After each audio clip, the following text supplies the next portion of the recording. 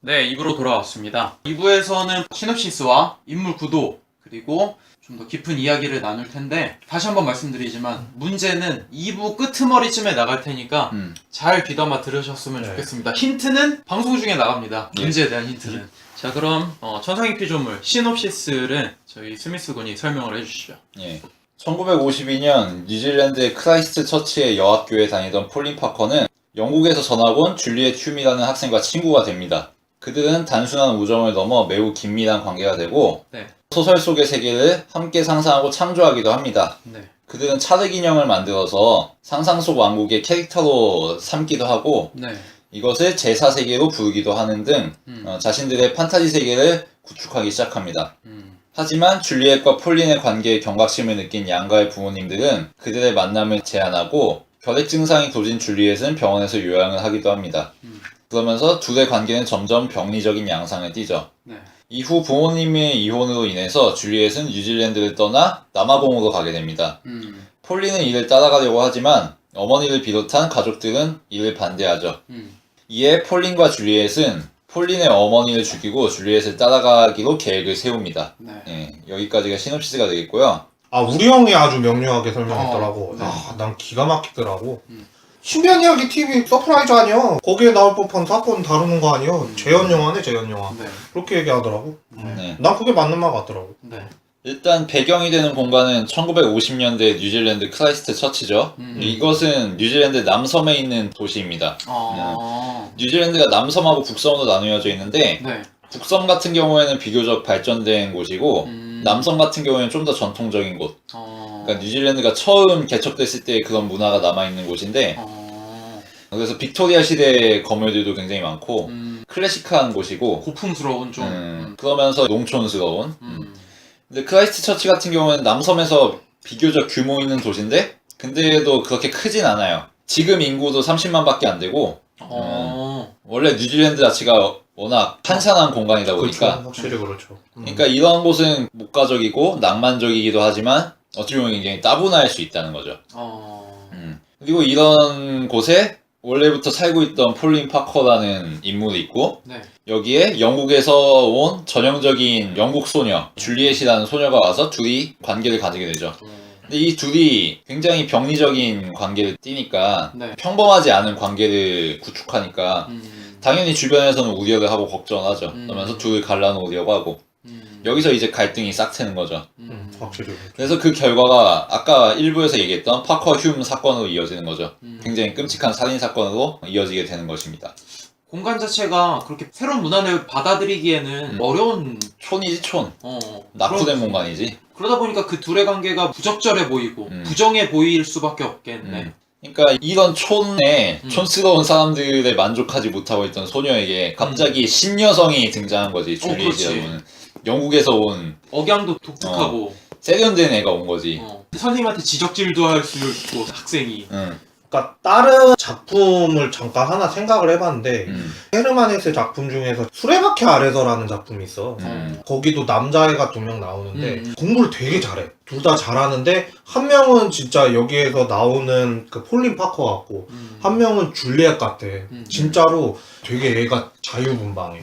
그러다가 나중에 둘이서 동성적인 사랑에 빠지게 되는데 나는 이게 실제 사건이 아니었다면은 그런 거를 갖다가 모티브로 해서 만들지 않았을까라는 생각도 잠깐은 들더라고. 그게 그러니까 매개체가 되는 것들이 몇 가지가 있잖아. 뭐 보석이라 할지 아니면은 상상 속의 진흙 인형이라 할지 그런 것들이 겹치는 것 같아서 그러면은 구체적으로 얘기를 해보면 좋을 것 같은데 나도 그렇고 명주도 그렇고 이것을 성장 영화로 봐야 하는가에 대한 의문이 아직 남아 있습니다. 우리 형까지 덧붙이다. 좀 설명이 필요할 것 같습니다. 물론 자기의 부모님을 벽돌로 머리 찍어가지고 죽이는 애들이 흔하진 않죠. 그렇지. 그렇죠. 거의 찾아오기 힘들죠. 그렇죠. 아버지 왕위를 계승 중입니다. 뭐 이 정도. 네. 근데 그럼에도 불구하고 이 줄리엣과 폴린의 관계를 묘사하면서 확인할 수 있는 특성들은 많은 학생들에게서 찾아볼 수 있다는 거. 예를 들어서 줄리엣과 폴린의 마치 동성애를 연상시키는 관계는 여학교에서 사실 제법 있는 그런 거죠. 나도 그런 얘기 많이 들어봤어요. 동성애는 아니지만 그렇게까지 친밀한 관계를 유지하는 거. 자신들이 동성애자라고 생각하고서 그런 관계를 맺기도 하죠. 그 맘때 학생들은. 네. 물론 폴린과 줄리엣이 동성애자인지 아닌지는 명확하게 설명되진 않아요. 모호하게 나오는 편인데 맞아요. 아무튼 충분히 주변에서 확인할 수 있는 것이고 그리고 둘 간의 관계에 긴밀함이 지나쳐서 주변의 모든 환경이나 인물들을 배제해버리는 이런 유아적인 특성들도 우리 주변에서 흔히 발견할 수 있는 거죠. 이거는 굳이 남녀를 가리지 않는 거라고 생각하는데 어릴 때 친구 한 명 완전 베스트 프렌드 만들어서 내내 붙어 다니고 부모님이 말려도 안 듣고 이런 경우는 종종 있잖아. 그쵸. 예. 그리고 둘 간의 상상 속의 세계를 공유하는 것이라든가 그러니까 이 줄리엣과 폴린이 하는 관계들은 밀도가 굉장히 높긴 하지만 결코 주변에서 확인할 수 없는 관계는 아니라는 거고 쉽게 말해서 중2병의 극대화라는 거죠 이런 게. 그리고 중2병을 다루는 영화라면 분명히 성장 영화라고 생각하고 인물들이 레벨업하는 영화만 성장 영화가 아니잖아. 그쵸. 우리 주변에서 확인할 수 있는 이런 중2병적 특성들이 가장 극단적으로 발현됐을 때 어떤 상황이 벌어질 수 있는가 이것들이 어떤 본질을 띠고 있는가 를 극명하게 보여주는 작품이라면 성장 영화라고 할 수 있다라고 생각합니다. 그들을 알려면은 그들의 세계까지 알아야 자세한 그들의 사정을 알 수 있다 뭐 그런 뉘앙스로 들리는데 그러니까 캐리커처가 있죠. 네. 인물을 과장해서 묘사하는 그림들을 의미하잖아요. 근데 그런 것들이 실제 초상화보다 훨씬 인지하기가 쉽다고 합니다. 그러니까 허요식이라고 하면은 네. 허요식을 아주 실제하고 비슷하게 그린 그림보다도 특징을 더 부각시켜서 그치. 뭐 허벅지를 존나 두껍게 그린다든가 네. 캐릭터 조금만. 뭐 안경을 좀 부각시킨다든가 아니면 운동하고 있으니까 그런 것을 부각시킨다든가 그런 식으로 실제 모습과 다르게 특징적인 부분을 왜곡해서 그리는 게 훨씬 더 그 사람을 알아보기 쉽게 만든다는 거죠.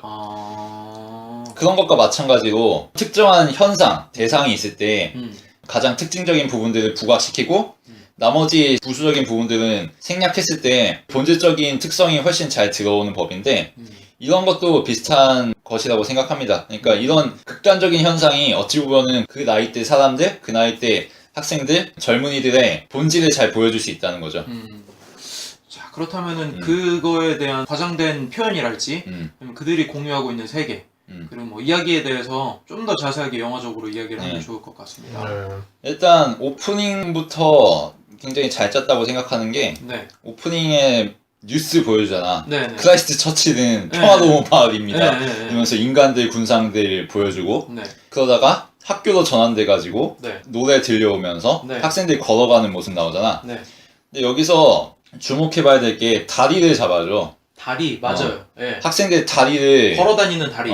그치. 부각시켜서 잡아준단 말이야. 네. 근데 이 다리라는 소재가 나중에 굉장히 주요하게 활용되지.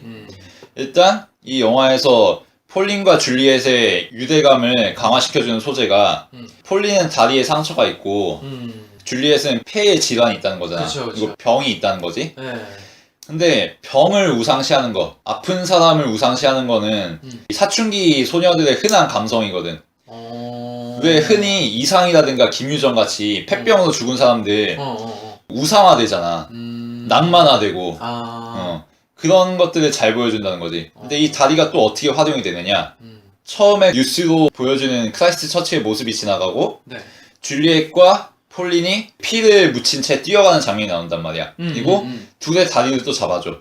그리고 그 다리에는 피가 묻어있고 아무튼 그렇게 대조적으로 보여준 다음에 마지막으로 언제 또 이 다리를 활용하느냐. 마지막에 들려오는 노래가 뭐야? You will never walk alone이란 말이야. 네. 리버풀 주제가죠. 축구 클럽 리버풀의 전통적인 응원가죠. 네. 당신은 절대로 혼자 걷지 않을 것이다. 우리는 함께 걸을 거다. 뭐 이런 노래잖아. 근데 폴린과 줄리엣이 처음에 그렇게 함께 걸었다가 나중에는 피를 묻히고서 또 함께 걷는다는 거지. 그렇게 되는구나. 그리고 이 둘은 그 후에는 절대 함께 걸어가지 못해. 비극으로 관계가 끝났기 때문에. 그 다리라는 소재를 음악과 덧붙여서 굉장히 잘 활용하고 있다는 거지. 그래서 그런 의미로 쓰인 거였구나. 음. 난 계속 들으면서 왜 굳이 이 음악을 넣었지라는 생각 때문에 그렇죠. 영화 내에서 그 달이라는 소재가 이렇게 쓰인 건지 난 몰랐었어. 제일 뜬금포였죠. 설명을 안 들었으면. 그래서 나는 사실 음악에 대한 얘기를 좀 더 음. 하고 싶은 게 어. 나는 되게 영화 보면서 맨 처음에 반가웠던 게 어, 마리오 란짜 어. 얘기를 해. 그치. 나는 성악을 했으니까 마리오 란짜를 그러니까, 당연히 알아. 근데 그렇지. 마리오 란짜는 어떤 인물이냐면은 대내외적으로 알려진 바로는 지금의 3대 테너는 물론 돌아가셨지만 루치아노 파버르티나 도밍고, 호세 카레라스 이 세 명이 3대 테너로 불렸고 그 이전에는 프랑코 코렐리, 디스테파노 그리고 마리오 란짜가 그 대중적으로 유명한 3대 테너라고 알려져 있는데 사실 마리오 란짜는 여기에 끼기 좀 뭐해. 성악의 정통적인 파에는 그치. 끼워주지 않아 사실. 왜냐면 이 사람은 물론 노래를 굉장히 잘했어. 진짜 대가라고 들을 수 있을 만큼의 실력을 가졌지만 할리우드로 갔단 말이야. 노래를 들고 성악을 그래서 들고. 영어 노래만 불렀지. 그래서 이 사람의 대표곡을 들어보면은 사실 성악곡도 많긴 하지만 팝송이 되게 많아. 그 당시 스타일의 팝송. 그러니까 좋게 말하면은 크로스오버의 개척자이기도 하지만 성악을 제대로 공부하는 사람은 사실 그렇게 높게 쳐주지 않는. 그리고 가장 전성기 때 요절했단 말이야. 자기 몸 관리를 못 해가지고. 그래서 사실 나는 반갑기도 하지만 별론데 이 사람 왜 굳이 이 사람을 넣었지라는 생각도 들고 되게 웃긴 장면이 둘이 만날 수 없다고 하면서 오열하는 장면이 있잖아. 폴린 파커가. 그러면서 나오는 노래가 푸치니의 토스카라고 하는 오페라에 나오는 그치. 엘루체 발레 스텔레라고 하는 별은 빛나건만이라고 하는 그 아리아가 나오는데 이게 너무 좀 그래. 왜냐면은 이거 노래 부르는 게 카바라도시라고 하는 남자가 정치적인 이유 때문에 사형을 당하게 생겼는데 근데 토스카라고 하는 애인한테 마지막 유서를 남기면서 그치. 반짝이는 별을 보면서 죽기 전에 애절한 마음으로 부르는 거거든. 이 노래가 사실 음역대나 테크닉이 그렇게 어려운 곡은 아닌데 감정이 과장될 수 있어서 되게 위험한 노래야. 그런데 이 장면에 이걸 넣는 거는 나한테는 어떤 기분이냐면 마치 반지의 제왕에서 그 스미골이 반지를 잃어버렸어. 근데 너무 슬퍼가지고 김범수의 보고 싶다가 나오는 거야. 그 상황에서 갑자기. 그 되게 뜬금포로 들리는 거야. 나한테 되게 사실 아니 슬픈 건 알겠는데 이렇게까지 슬픈 노래를 왜 넣지? 상황도 안 어울리는데? 그런 생각이 들었고 아는 사람한테 또 그렇게 들을 수도 있고. 난 되게 잘 아는 사람이니까 좀 안 어울려 사실. 그러니까. 감정은 알겠는데. 그리고 또 하나 되게 이상하게 들렸던 게 줄리엣이 폐병에 걸린 다음에 나중에 헤어져야 되는 장면에서 노래를 부르잖아. 그때 나오는 게 또 푸치니의 라보엠 중에 미미가 부르는 노래야. 이건 듀엣으로 부르는 노래거든. 미미도 폐병 환자야 오페라상에서 설정상으로. 그리고 줄리엣도 폐병 환자인 건 맞아 사실. 근데 굉장히 다른 게 뭐냐면 미미 같은 경우엔 찢어지게 가난해. 거기서 나오는 남자 여자 주인공이 촛불 빌리려고 만나는 장면이 첫 장면이야. 촛불을 왜 빌리냐면은 돈이 없어서 촛불을 못 켜는 거야. 그래서 밑에 층에 내려와서 촛불 빌리려고 양초에 그렇게 만날 정도로 되게 찢어지게 가난한 사람이 폐병에 걸려갖고 뭐 치료도 못 받고 이래서 죽는 상황에서 듀엣으로 부르는 건데 여기서 혼자 부르는 데다가 얘는 폐병인 건 맞지만 부자잖아. 그래서 나는 보면서 의아한 거야. 슬픈 마음은 알겠고 그런 건 알겠지만 음악이 너무 비싸다라는 생각이 좀 드는 거지. 아는 사람 입장에서 그 노래가 어떤 노래인지. 그래서 이런 명곡을 아무리 B급이라고는 하지만 이렇게 넣는 건 정서상 해친다라는 느낌이 좀 들었죠 사실은. 일단 1번 이유로 그 노래들은 실제로 폴린과 줄리엣이 좋아했던 노래들이고 실제로? 그리고 두 번째 이유라면은 이 영화가 이 둘의 관계를 미화하려는 영화가 아니잖아. 그치. 있는 사실 그대로 재현해내는 거. 이 둘의 자아도취라는 것이 그네들에게는 아름답지만 사실은 중2병이라는 것을 보여주는 영화잖아. 잘못된 거지. 그러니까 얘네가 마리오 란자 이렇게 물고 빠는 거나 자신들의 처지를 그 미미에게 투영하는 거나 뭐 그런 것들은 물론 얘네들의 감성을 이해하는 관점에서 그려내는 영화긴 하지만 그러면서 그 감상과 낭만의 허시를 보여주는 거지. 그러니까 밖에서 봤을 땐 사실 이거 그렇게까지 할 상황이 아닌데 그렇게 보이는데 당사자들은 그 노래를 부르는 게 너무 당연할 정도로 슬픈 상황이었고 그 주인공의 자기를 대입할 수 있을 정도의 마음가짐이었다. 그러면 이해가 가네. 그러면 인정. 그러면 인정. 그래서 설득당했어. 이 영화가 나는 좋은 영화라고 보는 게 그렇게 두 주인공의 자아도취적인 판타지를 그려내면서도 현실 감각을 그려내. 그 현실 감각을 그려내는 대표적인 인물이 이 폴린의 어머니지. 폴린의 어머니 보면은 물론 이해의 폭이 그렇게 넓은 사람은 아니야. 사실 무식한 사람이 맞지. 맞아. 근데 그럼에도 불구하고 나쁜 어머니가 아니란 말이야. 그치. 집안일도 열심히 하고 딸이 A 학점 받아왔다니까 좋아하고 마지막에 살해 장면에서 어때? 전혀 상상을 못해. 딸과 딸의 친구가 자기를 죽일 거라고 생각하지 못하고 카페에서 둘과 소풍을 나간 것을 기대하면서 즐거워하는 사람이란 말이야. 그러면서 이 희생양에 대해서 그린다는 거지. 그러니까 그 장면이 킹스맨 같은 거에서 나오는 살해 장면처럼 신나고 격동적인 그런 장면이 아니라 굉장히 비극적으로 그려진다는 거지. 난 그래서 그 살해 장면 다시 잘 못 보거든. 너무 끔찍해가지고. 그래. 그 끔찍함을 강화시켜주는 게 폴린의 어머니에 대한 현실적인 묘사를 했기 때문이라는 거지. 그러면서 이 둘의 중2병에 이 감독이 매몰되는 게 아니라 이 중2병에 외부 지점이 있다. 이것이 놓치고 있는 지점들을 보여준다는 거지. 그 안에서 그 두 인물한테만 영화가 휩쓸려가지 않는다? 와리오 란자 얘기도 했으니까. 오손 헬즈? 예, 오손 헬즈에 대해서 얘기를 해봅시다. 네. 오손 헬즈 같은 경우에는 아주 유명한 사람이죠. 그쵸. 미국인이 좋아하는 영화인 거의 막 10년? 20년? 연속 1위도 수상을 했던 기억이 있고. 그쵸. 베스트를 꼭 하나만 꼽으라고 그러면 맨날 시민케인을 꼽으니까. 그쵸. 근데 마리오 란자랑은 완전 대비되는 인물이거든. 오손 헬즈가 나오는 영화를 줄리엣하고 폴린이 보잖아. 맞아. 아, 영화관 그렇지, 가서. 그렇지. 오손 헬즈가 감독한 영화는 아니고 주연으로 나오는 아, 건데 주연 나왔었던 거. 영화 제목은 제3의 사나이거든. 제3의 사나이. 네. 그래서 오손 헬즈가 거기서 총 쏘는 거 보고서 애들이 겁에 질려가지고 집에 가서 놀잖아. 골목길에서 진짜 나타난 것처럼. 그것도 일종의 RPG? 역할극놀이. 제3의 사나이. 근데 왜 그렇게 싫어했던 거야? 그러니까 너무 그맘때 애들이 그렇지 뭐.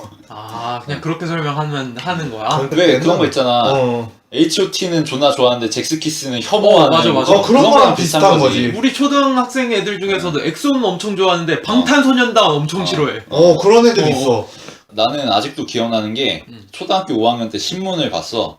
스포츠 신문이었는데 그때는 스포츠 신문에 TV 편성표가 다 나왔어. 맞아. 요즘은 안 나오지. 안 요즘은 나오지. 필요가 없으니까. 근데 그때는 TV 편성표가 나왔거든. 그래서 그거 보는 게 그맘때 내 낙이었어. 그렇지. 근데 옆에 디지몬이 신규 편성됐다고 나온 거야. 그러면서 뭐 포켓몬은 이미 한물 갔고 디지몬의 시대가 왔다 이렇게 뜬 거야. 그때가 디지몬이 처음 방영될 때였거든.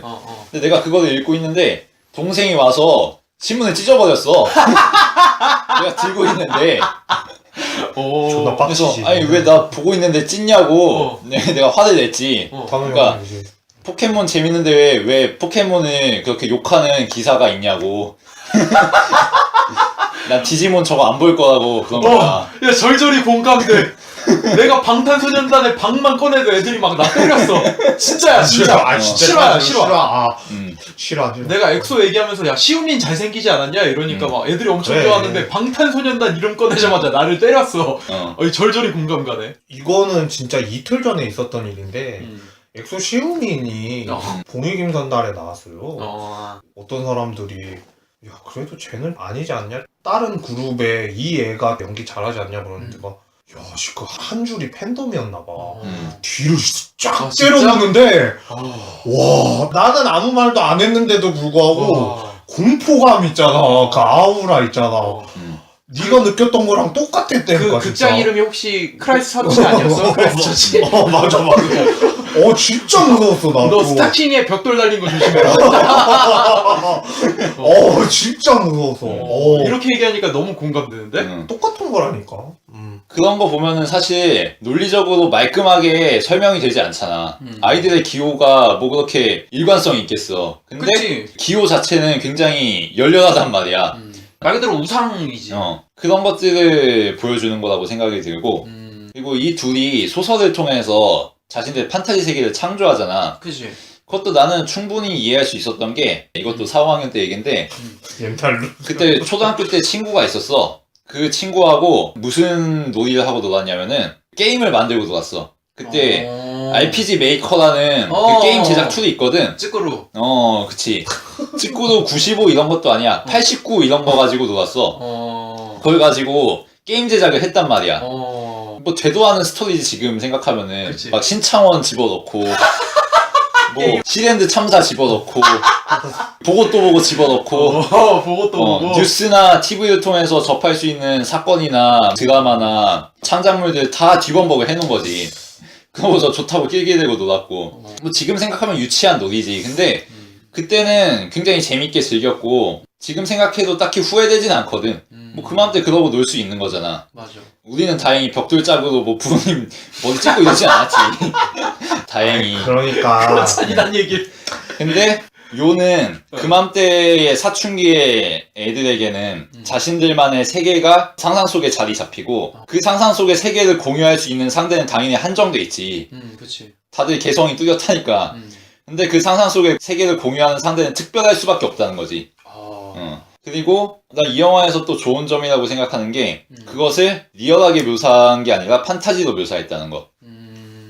사실 판타지라는 거는 뭐 대중들을 위한 장르에 불과하잖아. 뭐 기사 나오고 무슨 마법사 나오고 뭐 용 나오고 이런 거 아니야. 아무 이유가 없잖아 사실. 실제로 존재하지도 않는 용이나 판타지 세계를 우리가 봐야 돼. 사실은 현실 도피잖아. 그러니까 판타지라는 세계 자체는 대부분 현실을 도피하기 위해서 만들어지는 세계라는 거지. 그치.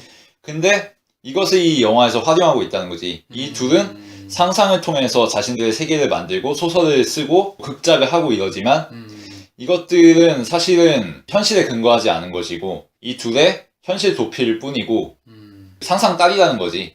근데 이것을 피터 잭슨 특유의 거창한 판타지 세계 묘사를 통해서 보여주잖아. 이 둘의 세계가 얼마나 낭만적인지 그들에게는. 그러면서 이 둘에게는 그것이 얼마나 절실한지 보여주면서 동시에 이것이 얼마나 유치한지도 보여준다는 거지. 그 점이 참 좋은 점이라고 생각했어. 그러니까 이 판타지에는 이유가 있는 거지. 필연성이 있는 거고. 바바두고 얘기하면서 이 영화가 왜 호러가 될 수밖에 없는가. 이것이 그냥 대중들을 만족시키기 위한 호러가 아니라 호러일 수밖에 없는 지점이 있는 것을 얘기했듯이 이 영화도 판타지가 될 수밖에 없는 지점이 있다는 거지. 요즘으로 따지면 팬픽 같은 거 많이 쓰잖아. 그치? 그렇죠. 팬픽. 그런 거의 연장이라고 볼 수도 있겠네. 어. 그때 당시에 상상할 수 있는 뭐 그런 거라고 생각을 하면. 그냥 마인크래프트 생각하시면 돼요. 자기 공간 만들어가지고 게임 만들고 그거도 똑같긴 똑같거든. 아 그렇구나. 근데 그럼에도 불구하고 네. 나는 이게 성장 영화가 아니라고 생각하는 거는 이거는 거의 사건의 재구성이거든. 내가 봤을 때는 그렇게밖에 안 느껴지더라고. 그러니까 이게 나도 명주 생각이랑 비슷한 거야. 그러니까 분명히 그들이 우리도 어쩌면 겪을 수도 있는 상황이고 그런 뭔가 특수한 상황일 수도 있지만 공감은 가. 공감 가는 공감은 면은 간게 있어. 있어. 중2병 뭐 그런 거. 문제는 우리가 그런 공감 가는 걸 통해서 우리 개개인이 이 사람들을 보고 뭔가 본받을 여지가 있는지 우리 스스로 아 이런 건 이렇게 해야 되겠구나라는 성장의 여지가 있는지 그게 있는지가 난 궁금한 거야. 못 찾겠거든 사실. 결국은 이 둘을 요약하면은 그맘때 사춘기의 소녀들에게는 자신들의 세계가 확고하게 자리 잡히고 이것을 공유하는 상대는 특별하게 되고 나머지 사람들은 다 쓰레기로 여겨지게 되거든.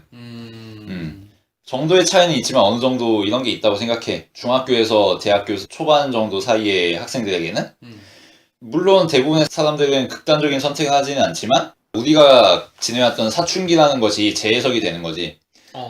우리들은 그때 시절을 낭만화하기 좋아해. 그때는 좋았지. 그치 우리에게 미워하면서. 꿈이 있었지. 우리가 그때 찍고 떠들고 까불고 이러긴 했지만 그때만큼 재밌게 보냈던 때가 없지 라고 생각하기 쉽단 말이야. 근데 어떤 경우에는 그렇게 되지 않을 수도 있다는 거지. 얘네들처럼 살인을 저지른 건 아니더라도 학교에서 사고를 크게 쳤다거나 아니면은 누구를 심하게 다치겠다거나 아니면은 뭐 자신들의 그런 낭만에 도취돼가지고 누군가를 학대하게 된다거나 그런 걸로 빠질 수가 있는 위험성이 충분히 있는 거잖아. 그러면서 우리들이 그때 보냈던 그런 낭만이나 로망이나 그런 것들이 마냥 좋게만 보일 수 있는 게 아니라는 것을 재해석하게 된다는 거지. 갑자기 불현듯 떠오르는 생각이 하나 있는데 내가 학원을 다니다가 학원 가방을 줬어. 학원의 선생님이. 근데 그 가방이 고무 재질로 이루어져 있어. 아 그래요. 근데 맞아요. 새로 친구가 왔는데 좀 만만해. 그래서 나랑 내 친구가 난로가 있었어 교실에. 난로에 그 클립이 철이잖아. 그 철을 데워. 그래가지고 그 친구 가방을 녹이는 거야. 고무를. 그러면서 좋다고 녹인 거야. 근데 애가 발끈해갖고 의자 집어던지고 난리를 쳤었거든. 그거 미안하네 갑자기. 갑자기 든 생각이. 나 학원 되게 재밌었다고 생각했거든. 아, 근데 내가 그런 놈이었네 생각해보니까. 남의 가방 녹이는 놈이었네. 제가 얘랑 거기가 제사의 세계인 거지. 같은 학원 다녀봐서 알아요. 무슨 가방인지 내가 이해를 할 것 같긴 해요. 확실히. 그래서 나는 이 영화를 보고서 내 그런 사춘기 시절을 다시 떠올려보면은 좋았던 기억도 많지만 참 오그라진다는 생각이 많이 들긴 해, 지금 와서 생각해보면. 아, 그렇지. 나도 나도 그런 거 많어. 맞아. 근데 그거를 그냥 꼰대처럼 그때는 내가 유치해서 그런 거지 뭐 이렇게 하면은 사실 되게 단순한 거고 그때의 내면을 충분히 이해할 필요가 있는 거잖아. 그래서 나는 이 영화가 좋다고 생각해. 왜냐면 이 두 소녀가 가졌던 그런 판타지한 내면 세계가 어땠는지를 적나라하게 보여주잖아. 피터 잭슨만 할 수 있는 그 판타지 묘사를 통해서. 그럼 줄리엣과 폴린 파커의 그들의 세계는 곧 우리의 세계다. 그게 피터 잭슨이 영화를 통해서 보여주고 싶었던 목적 중에 하나였다. 그거가. 물론 대부분의 사람들은 뭐야 나는 쟤네처럼 벽돌로 엄마 안 죽이는데? 라고 할 수 있을 거야. 그치. 근데 아마 그런 사람들이 나중에 벽돌로 머리를 까이지 않을까 라는 생각은 해. 그런 반성과 고찰이 없다면 그러니까 물리적으로 벽돌에 까인다 이런 걸 떠나서 정신적인 벽돌을 깔 수도 있지. 그렇지. 어떤 무언가 자신이 배제했고 자신이 유치하다고만 여겼고 자신이 그냥 저건 쓸데없는 고민일 뿐이지라고 여겼던 것에 뒤통수를 맞게 되는 날이 올 수 있다는 거지. 이거 되게 재밌는 게 뭐냐면은 내가 지금 마리오 란짜 얘기하면서 노래 안 어울린다. 막 그 상황에 대해 너무 과장된 음악이다 라고 생각했는데 내가 과거에 되게 슬펐을 때 음악을 들었을 거 아니야. 그때 내 모습이라고 상상하면은 되게 오그라든다 막. 왜 흔한 그거 있잖아. 싸이의 뭐 우누는 눈물을 흘린다 막 이러면서 막 그런 막 오라드는 말 있잖아. 그거랑 대조할 수도 있다는 거야. 사실 그치. 요즘으로 따지면. 그치. 이거 되게 무서운데? 무섭지.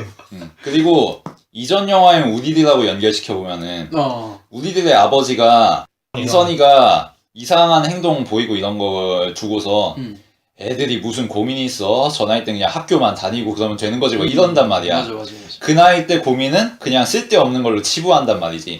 그리고 천상의 피조물에 나오는 어른들도 대부분 비슷하지. 물론 이 어른들은 대가리를 깔 만큼의 잘못을 한 사람들은 아니야. 그치? 근데 그렇지만 인간에 대한 이해가 얕은 인물들이란 말이야. 줄리엣과 폴린에 대해서 경각심만 가지지 얘네에 대해서 별 생각이 없잖아. 그치. 그냥 어린애들이 사춘기 돼가지고 맛이 갔나 보다 뭐 이 정도 생각하고 얘네 만나게 하면 안 되겠다. 아주 단순하게만 현상을 생각하잖아. 그것이 비극으로 이어지는 것이고. 그것 중에 하나가 폐병 걸려서 병원에 들어갔는데 어떤 목사가 와가지고 종교를 믿어야 막 폐병이 된다. 뭐 이거 말도 안 되는. 그치. 그래서 그것을 줄리엣과 폴린이 자신들의 판타지로 단죄를 하잖아. 뒤에서 칼 꽂혀가지고 마치 자지가 발딱 서는 것처럼. 그런 것도 재밌는 장면이었지. 그렇게 대입을 안 해봤는데 이렇게 대입을 들으니까 너무 소름 돋는다. 그렇게 대입하면은 그렇게도 생각할 수 있을 것 같긴 한데. 왜 입맛을 다시? 아니 뭐 명준 달리 생각할 수도 있지. 아니 그냥 나는 난 강요하지 않아. 딱히. 그러니까 강요를 하지 않으니까 내가 한번 내 생각이 그렇다는 거지. 이게 뭔가 했어 처음에 볼 때. 이게 뭐지? 그러고서 보다가 얘기는 또 해야 되니까 다시 한번 돌려서 보니까 신기하긴 신기하더라고. 그때 당시가 50년대인데 애들이 그렇게 생각했다는 것 자체도 놀랍기도 하긴 하더라고. 그 이미지적인 상상력 같은 걸 되게 발휘해가지고 애들이 드레스 입고 나오는 씬도 있고 뭐 둘이서 손 붙잡고 뛰어가는 것도 있고 뭐 누군가에 쫓겨갖고 가는 씬도 있고 그런 거를 갖다가 좀 재밌게 구상한 것 같긴 한데 얼핏 보면은 그런데 그게 흉측스러울 수도 있어 사실은. 되게 기괴하고 그럴 수도 있는데 걔네들 시선에서 바라보는 거니까. 근데 나는 오바를 한 거는 없지 않아 있다고 생각은 드는 거는 그러니까 내가 이거를 계속 성장영화라고 생각을 할 수 없게끔 만드는 건 뭐냐면은 그렇게 잔인하게 생각을 하는데 벌써부터 생각이 그런 쪽으로 깨어 있어가지고 이게 상상범죄가 무시하지 못하는 요소거든. 나는 잔인한 거는 잔인할 수 있는데 사실 얘네들이 여자니까 잔인하지. 만약에 남자들이었으면은 한 19세를 걸어도 되지 않았을까. 남자애들 그 나이 때 굉장히 야한 생각을 많이 하잖아. 그치. 여자애들이니까 그렇게 생각하고 남자애들이면 오히려 야한 걸로 몽정기처럼 점칠돼 있지 않았을까. 그런 생각이 들어. 그러니까 주인공인 폴린 파커가 첫 경험도 하고 하숙생이랑 그런 것도 보면서 되게 무덤덤한 거 보면서 야, 중2병도 중2병인데 사고가 다른 애들보다 너무 앞서는 바람에 낭패를 본 케이스가 아닌가. 난 그렇게 계속 봐가지고. 오늘 배드 씨는 좀 인상적이었어. 두 번 하잖아. 어. 두 번 나오는데 그거마다 인상적이었던 게 어. 얘네들이 어떤 마음가짐에서 그 상황이 싫어지고 있는지에 어. 대해 확실히 이야기를 해주잖아. 어. 근데 그 요소가 나레이션이라든지 아니면 음. 다른 장면이 교차돼가지고 편집되는 거라든지 그렇게 되는 게 전부가 아닐까라고 생각을 했는데 자신들이 만든 판타지 속에서 그게 전환이 되는 거잖아. 그치. 그 상황에서 그들의 마음가짐이. 어. 요거는 좀 신선했어 사실.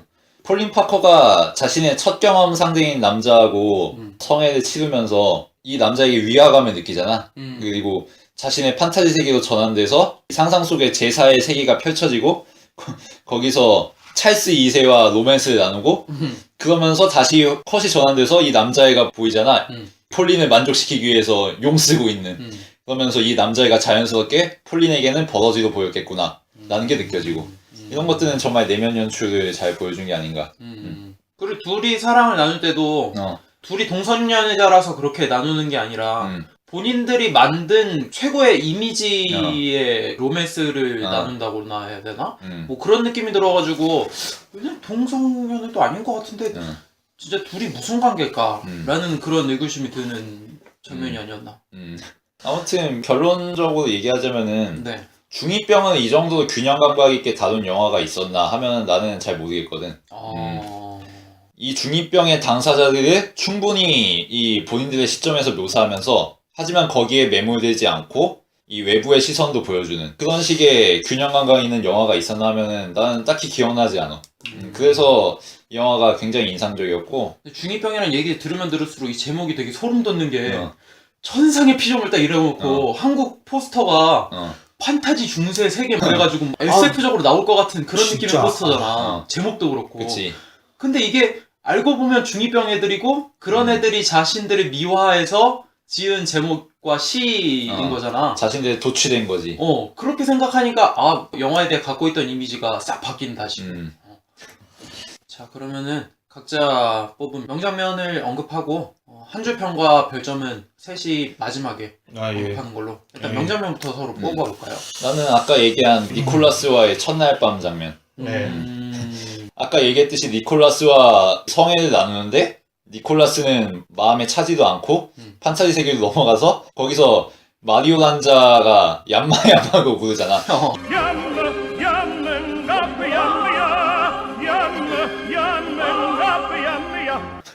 거기서 일단 빵 터졌고 그리고 곰으로 만든 차르 인간들의 묘사도 굉장히 신박하잖아. 폴린이 니콜라스를 버러지로 생각할 수밖에 없는 이유가 너무 명확하게 잘 설명된 장면이 아닌가. 그리고 이 판타지가 왜 판타지일 수밖에 없는가라는 생각이 들더라고.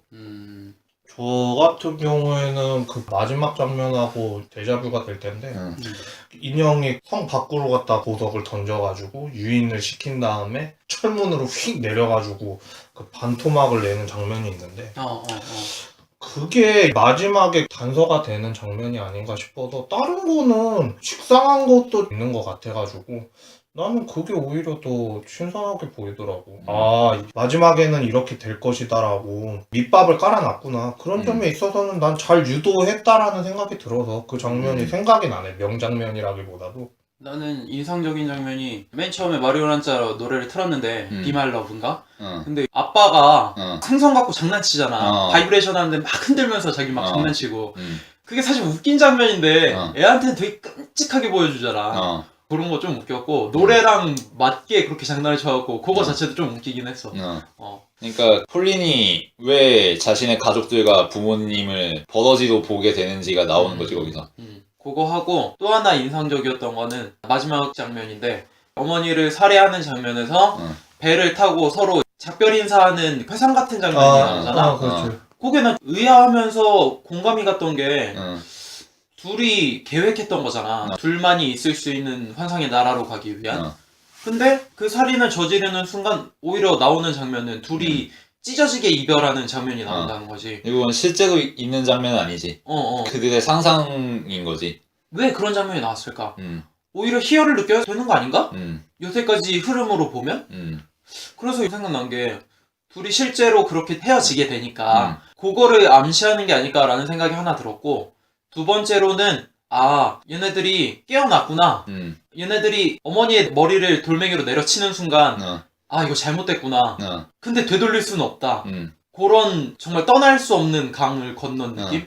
정말 그런 느낌이 나가지고 이 장면은 미묘하다라는 생각이 들었어요. 여태까지는 그 둘만의 판타지와 감정과 세계만을 보여주면서 정신병자 같은 그런 계획을 세워놓고 그러면은 얘네들이 더 유쾌하고 막 파티를 즐기는 장면이 나와야 되는 거 아닌가? 근데 반대가 나온단 말이지. 그래서 얘네들이 여기서 좀 깨달은 바가 있는 건가? 얘네들이 정말 지금의 세계가 잘못된 걸 아는 게 아닐까라는 생각이 들어서 그 장면이 기억이 남는 거야. 그러니까 자신들도 사실 알고 있었던 거지. 이것이 잘못된 것이라는 걸. 그렇잖아. 맞잖아. 하지만 무시해 왔던 거고. 줄리엣이 찍을 때마다 그러잖아. 너 그러잖아. 근데 계속 교차돼. 멀어지는 거에서도 노노하고 있고 찍는 거에 대해서도 노노하고 있고.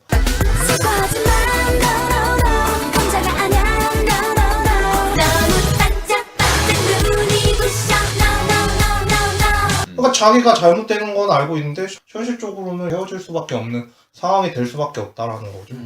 그러면서 You Never Walk Alone 나오고 둘은 함께 걸어가고 싶었지만 이제 더 이상은 함께 걸어갈 수 없게 된 거지. 참 반어법을 잘 쓴 것 같아. 그리고 이게 처음 나오는 음악하고도 매치가 되는 게 네. 처음에 나오는 음악이 제목이 Just a Closer Walk with You거든. 너와 가까워지는 걸음. 그러니까 여기서 매치가 되는 거지. 결국에는 그것이 극단으로 치닫으면서 평생 함께 걸어갈 수 없게 된 거지. 그리고 남들은 신나게 추억하고 있을 그 사춘기를 이들은 더 이상 기억할 수 없게 된 거지. 그게 비극인 거고. 자, 그러면은 한 줄 평과 함께 별점으로 마무리까지 하도록 하겠습니다. 예, 한 줄 평. 솔직히 성장 영화는 아니다. 대신에 신기한 영화다. 별점은 4개고요. 그러니까 보지 못할 거는 아닌데, 그러니까 처음에 다리 얘기했는데 난 다리 얘기해서 되게 의아했거든. 거기에선 다리보다는 애들이 피 뒤집어 쓰고 나온 게 더 충격적이지 않았을까? 그런 생각이 들더라고. 그리고 대중들이 봐도 장르를 따질 때 공포 아니면 스릴러. 만약에 얘가 설명을 안 해줬으면은 이게 공포 영화나 진짜 스릴러 영화로밖에 갈 수 없지 않았을까. 생각을 안 하고 보시면 그럴 수도 있겠다라는 생각이 들어서. 그런 분들은 이제 벽돌잠 맞는 거지. 그렇지.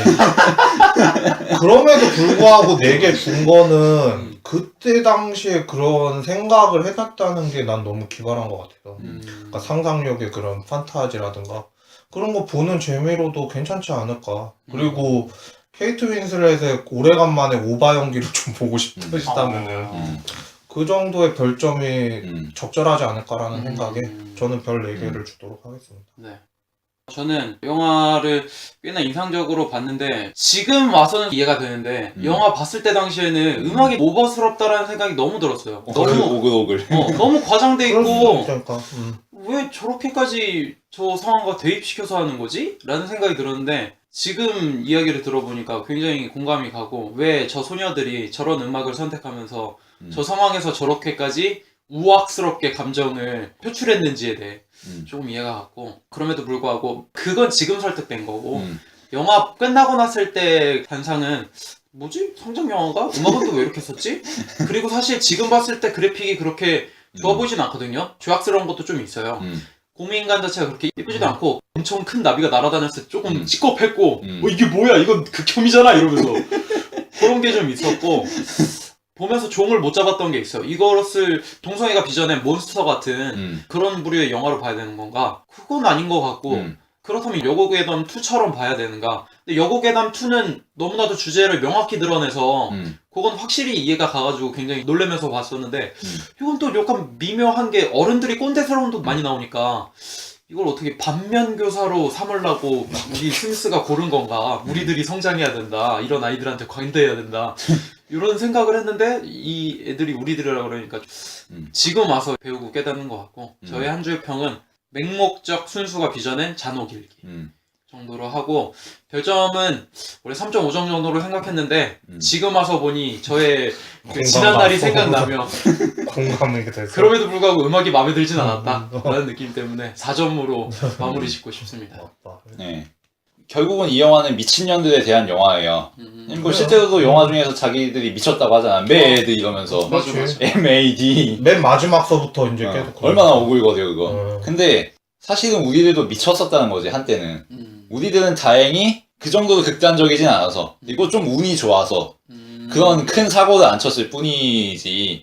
근데 사고를 쳤을 수도 있어. 우리 모르는 사이에 누가 우리 때문에 존나 마음에 상처 크게 받아가지고 어디서 그렇죠. 뭐 자살하고 이랬을 수도 있어. 아니, 잘, 야, 개무서워.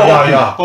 우리들은 흔히 사춘기 때 그런 낭만성과 성장하면서 느끼는 즐거움을 회상하기 좋아하지만 그것이 사실은 그렇게 쉽게만 생각할 게 아니라는 거. 그리고 어떻게 말을 하기가 어려운 지점이 있다는 거. 그걸 이 영화가 잘 보여주지 않나. 그래서 굉장히 보면서 충격적이었고요. 그리고 벽돌로 살해하는 장면은 너무 끔찍해서 제가 2번은 다시 못 보는 장면. 이번에도 복귀하면서도 그 장면을 빼고 봤습니다. 그래서 그 장면은 리뷰할 수가 없고요. 네. 한 줄 평을 하자면은 좀 긴데 아, 기록도 뭐. 낭만과 자신들의 젊음에 매료된 청춘들은 우리 주변에 흔하다.